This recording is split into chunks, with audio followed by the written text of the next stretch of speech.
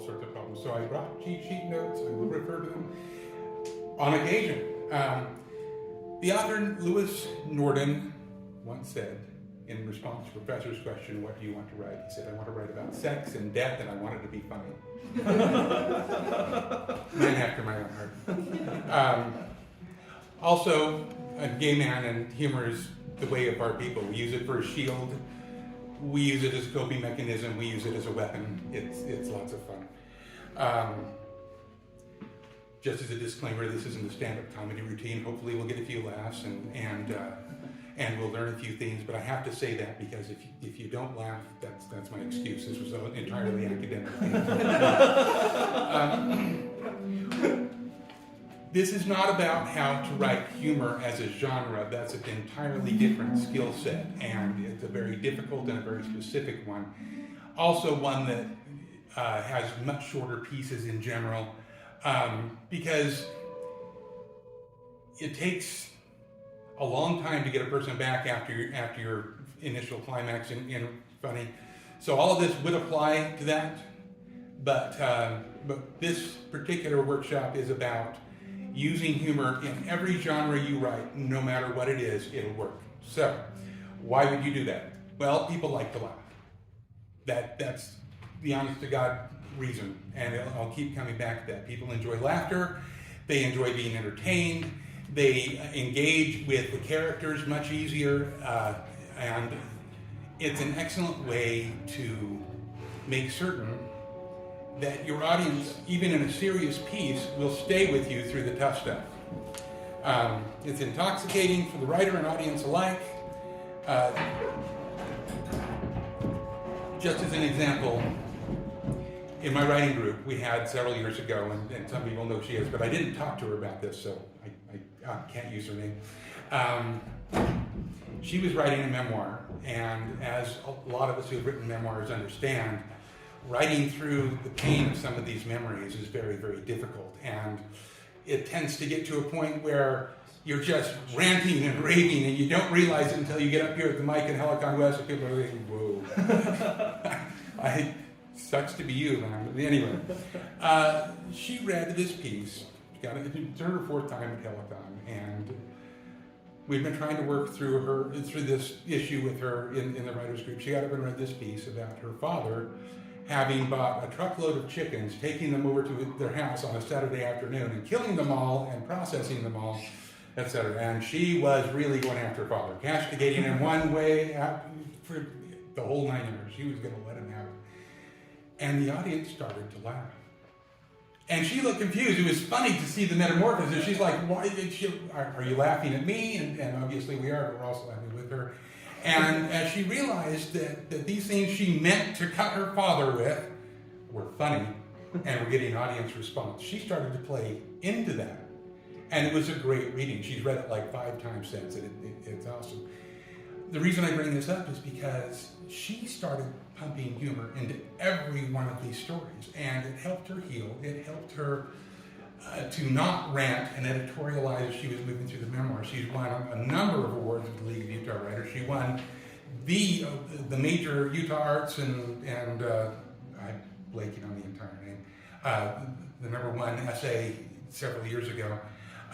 Very talented lady, but like I said, I can't tell you who she is, sorry.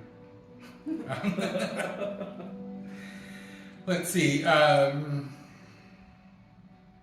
going to read you a few examples I think you're going to connect with of different genres. Some of these are films, some are books, of different genres where humor was used, even though the genre is not humor. Denny Moore's, my favorite essay of Denny Moore's is Oxymoron, where he works through his fear of death. It's called Dantanophobia. And it's hilarious. He talks about, he makes having a heart attack funny. He makes the fact that his wife is always sending him to the doctor because she's a hypochondriac, and he makes fun of that. He makes fun of his doctor, calls him bullet head. And going through the whole 9 yards. And this is a serious piece, like, I'm afraid to die. Here, read all about it. I highly recommend that to you, by the way. YouTube, if you search YouTube for Demi Moore, oxymoron, it's a 25-minute read, but it is well worth your time. I mean, listen, it's well worth your time. How many of you here have heard this one? We're going to need a bigger boat. That is, in my opinion, one of the funniest, but also best lines in all of moviedom. I mean, it did so many things at once. It was hilarious and very well set up. Yes, that's true. But also, it brings home, it's not funny to the character. It's horrifying to the character. And yet, he utters the funniest line in the film. Remind us what that's from. Jaws. Okay. Peter Benchley, Jaws. We're going to need a bigger boat. And you can YouTube that too. I'll just YouTube bigger boat. You'll find it. Science fiction. Apology accepted, Captain Nita. The funniest murder line I've ever seen in my life. He's choking a man to death and he's like accepting his apology all at the same time. Darth Vader. Let's hear it for Darth Vader. In my own personal life, I once a friend of mine who is similarly built and I went to Lagoon and got on the Wild Mouse, and we ended up going. There were two of us and there were two skinny people.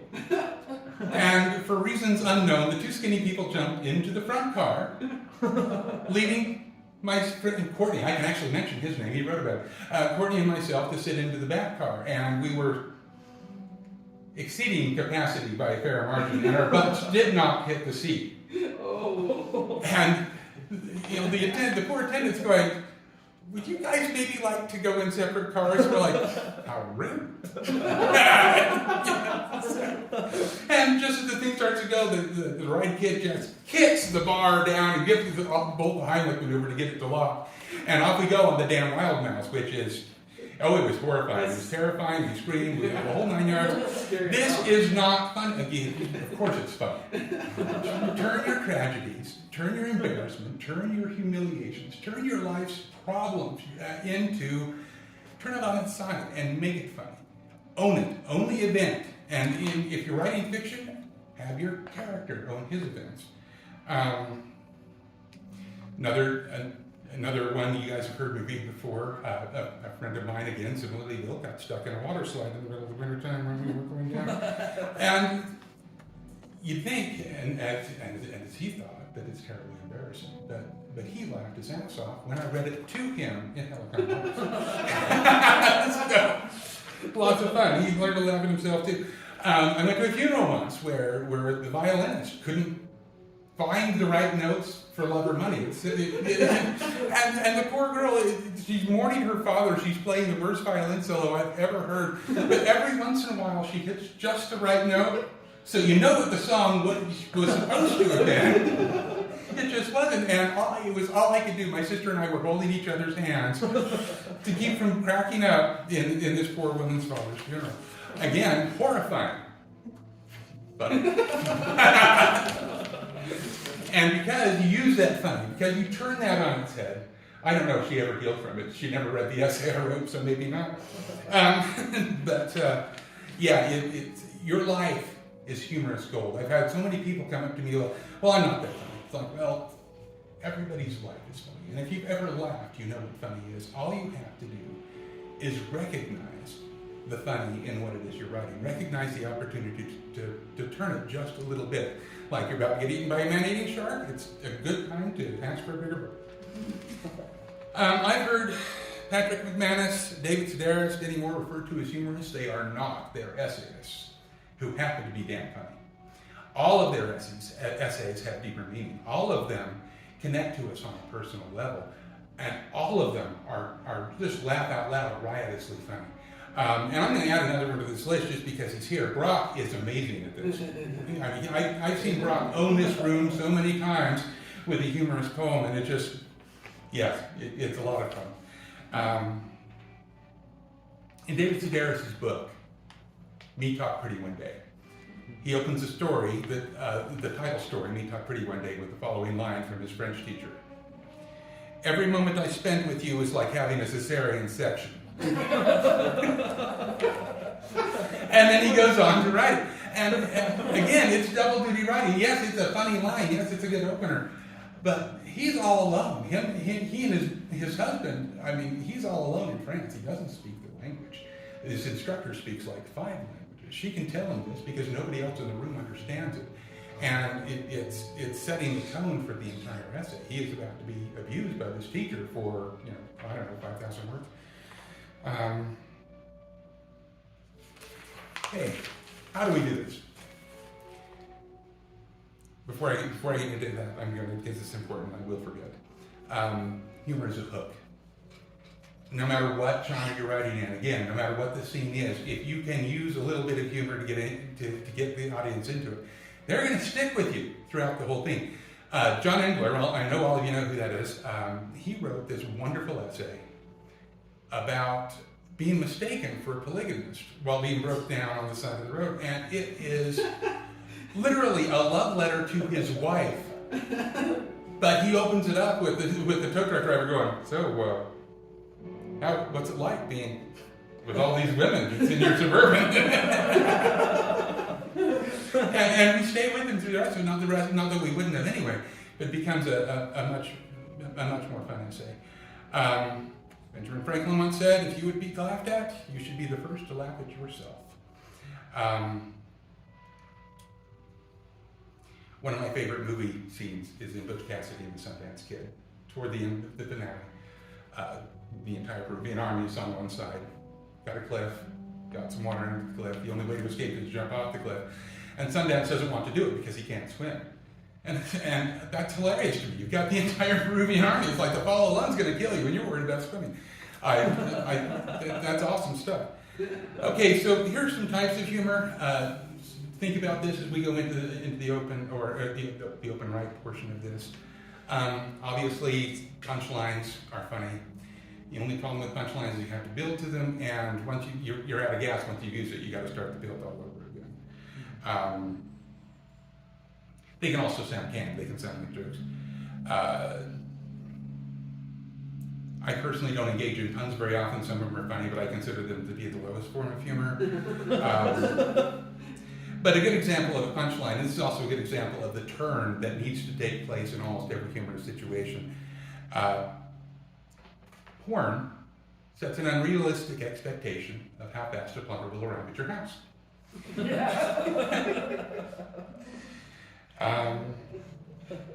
That's fun, but again, I have to start over again once I've used it. A better example would be a baby's laughter. If I can find it again. A baby's laughter is one of the most beautiful sounds you'll ever hear, unless it's 3 a.m. and you're home alone and you don't have a baby.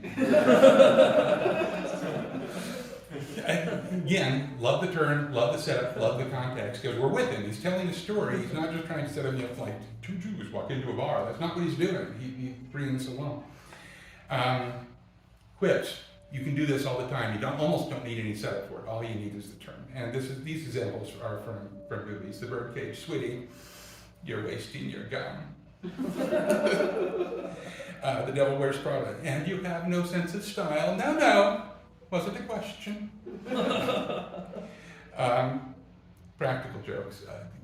In terms of writing, these are difficult to set up. They have to be part of something else. But I'll tell you one of mine.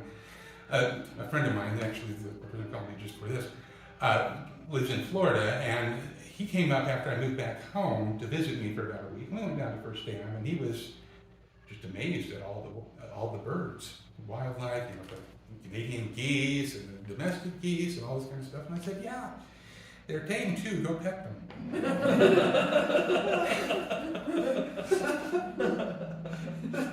They're not tame. They're aggressive. They're mean. They're nasty.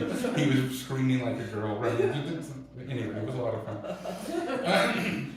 You can do that, but again, there's no real point to it other than I'm kind of a bastard, and that's how it goes. If you're going to use it in writing, you're going to have to kind of have a deeper meaning for it. The best humor, the best examples of humor are the build. Again, Sedaris, McManus, Moore. I'm going to add another name to that. Chad Van Zanten does this as well as anyone I've ever seen.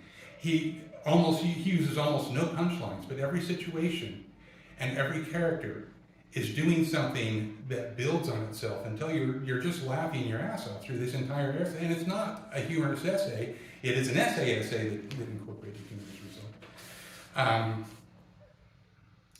Primary elements of humor. There are lots of different kinds and lots of different ways, but they all, for my money, contain elements of this. Surprise. You didn't see what was coming. Context, we're going to have to be with you. The audience is going to have to be with you before it's funny. And the term.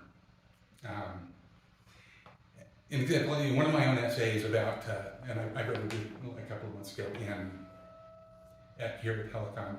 When I was a kid, and a gay kid, I made a fake ID to get into a bar, and it was laughably a fake ID. And everyone in the bar knew it, and I'm 17 years old and trying to pass for 21. And I walk up to the bartender and I ask for I ask for a wine cooler, and they say, we don't serve that here, kind of nasty and whatnot. And an old queen was sitting in the bar said, he'll have a fuzzy navel. And the bartender goes, yeah, in a few years. I tell that story because it was a little painful, it was a lot of fun. Fuzzy navel tasted delicious, and nobody laughed at that when I read it. Nobody laughed at it. I don't know why. Sometimes, even the good stuff, you just, it was maybe in the wrong place, I don't know. But that comes to courage. Sometimes it's not going to work, and you just have to put on your big boy pants and keep reading, because hopefully the next one's going to happen. I refer you to Robin Williams. If anybody's familiar with his work, his stand-up work in particular, only about a third of what this guy ever said was funny. But he just keeps going. He's fast, and you're gonna laugh at one of them, and then you're off and running. Couple of hints on execution. Be crisp, be concise. It's no place for long-winded explanations or clumsy exposition. Trust that the joke is funny. If you try to explain the joke, you kill it. I think it was E.B. White that said, explaining humor is like dissecting a frog. Nobody cares and the frog dies. Don't need any of those. Don't know what I was thinking. Okay, I think we're in pretty good shape on this. What I would like you to do for, assuming you're willing to end up online, for the free write period, is think of a situation in your own life that you can make funny. It can be funny already, you can make it funny, or think of a way in an essay you already have, or something you're already thinking about, already working on, to incorporate humor in that. And then, the challenge, read it in the open mic, because we have plenty of time. So, I'll turn the time over to Sean. We'll go from there. Basically it's writing time now, so you have 30 minutes to write. I don't know what time it is right now, but 30 minutes from now? 7:32. Perfect. So at 8:02, or let's say 8 o'clock. At 8 o'clock, we'll come back together. I spoke a little too soon. Before I realized I can't read my writing, so it's going to be kind of half reading and kind of half living. So. This is the kind of essay I swore I'd never write. I swore by virtue of being of a certain age and a certain temperament, which is, let's see, I'm sorry. While driving past the school track one day, I saw the PE class walking around the track. Immediately I flashed back to my own PE experience, personally at that age. It was my first day in 6th grade. No more single teacher classes. We were men now. I remember feeling free at the start of PE. Finally, we could play some stress relief. Slowly a pall fell over the gymnasium. Coach Amos entered like a summer thunderstorm, walking to the center of us before issuing an ear-shattering blast from his whistle. 35 boys froze, in place, not a word, in unison. "Fall in!" he shouted, and we did, perfectly, in spite of never having heard the command. It was here, right then and there in the gym, my childhood ended. We were to be there, lined up every day before the bell, And we were to be in uniform. That uniform would include t-shirts, shorts, and a jockstrap. I did not know what that was. I had to have my mother go shopping for it with me. Upon trying it on, I found the logic to be ridiculous. It was like putting a peanut in a tube sock. I refused this humiliation. Somehow, I convinced myself that I could simply avoid Coach Amos' class forever. But an hour's a long time when you're 12, and the swing set's called.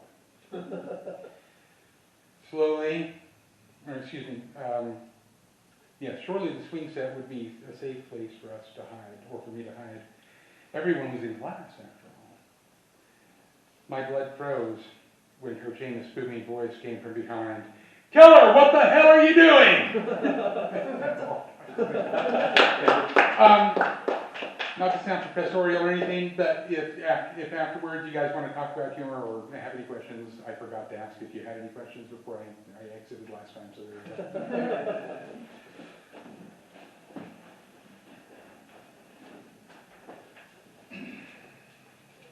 Okay, when tasked with being humorous, I took the low road. This is might turn into a poem. It's currently called "The Shit Toss." Josh is a big dog, close to 90 pounds, and the calling cards he squats to leave are substantial. Being a conscientious dog owner, I can't just ignore my responsibility when Josh defiles the trail, the air, the view. And though I'm fairly adept at using a shit bag as a glove and manually harvesting his whole monument, I don't like transporting the mushy treasures to the trash, not in my pocket. Thus I began carrying the scoop. The scoop is meant for capturing cat shit while allowing litter to fall through the cracks. Perhaps it's not fair to challenge it with such an enormous canine task. It rides in the pocket of my butt pack, safely sheathed in a green poop bag, and when Josh drops his load, I attempt to scoop it up and fling it away. As you might guess, there are two problems with this clever scheme. One, I need something, another scoop would be perfect, to act as a backstop and keep the last turd from rolling ever forward, because I can't get the scoop under it. Two, Josh is fascinated with the flying shit, judges when I'll throw it, and stands in the way, waiting to leap and chomp, confident that his lunge is quicker than my toss.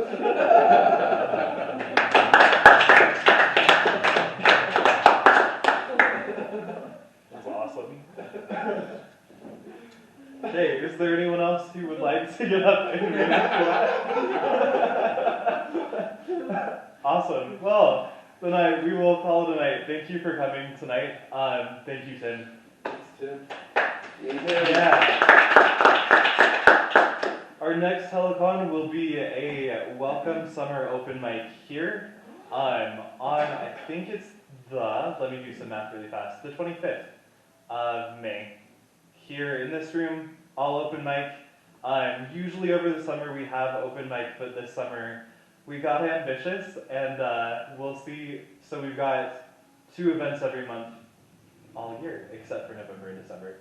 So we'll have 2 readings in June, and then our next workshop will be in July, on July 11th, and Kyler will be back to talk about speculative nonfiction.